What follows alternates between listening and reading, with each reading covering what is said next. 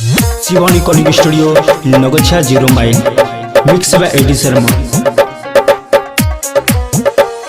ले लो बाबू गाड़ी सफरिया मोगी के मुँह लागे देखन में करिया देखो में करिया। ले लो बाबू गाड़ी सफरिया मोगी के मुँह लागे देखन में करिया देखो में करिया। चश्मा लगाई के देखो न एक बार हो दूरबीन लगाई के देखो न एक बार मंगै छे मोगी सूटो सवरिया।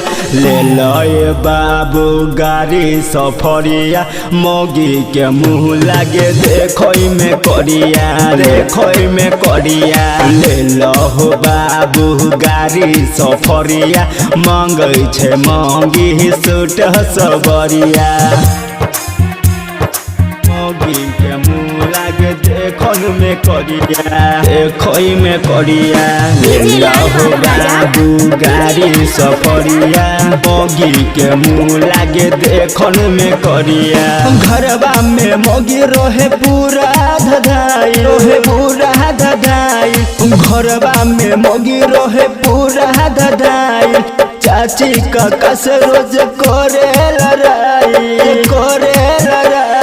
कुटनी मोगी लबर बोलै छे हो कुटनी मोगी लबर बोलै छे सुना करे छे हरिया के हरिया।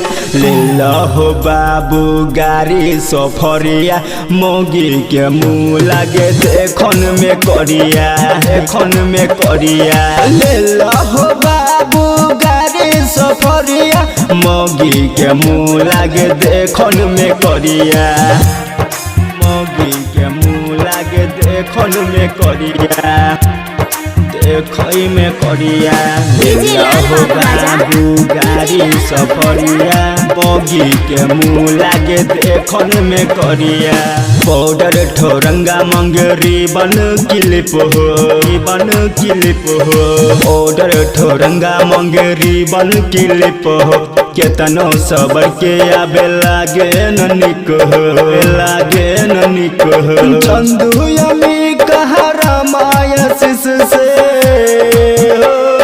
चंदू यमी कहा रामाया शिष से लेके हजरिया घूमे बजरिया।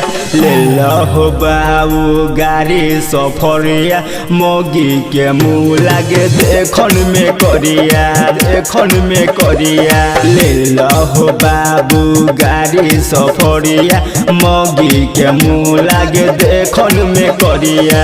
चश्मा लगाई के देखो न एक बार हो दूरबीन लगाई के देखो न एक बार मंगै छे मोगी सूटो सवरिया। ले लो बाबू गाड़ी सफरिया मोगी के मुँह लागे देखो में करिया।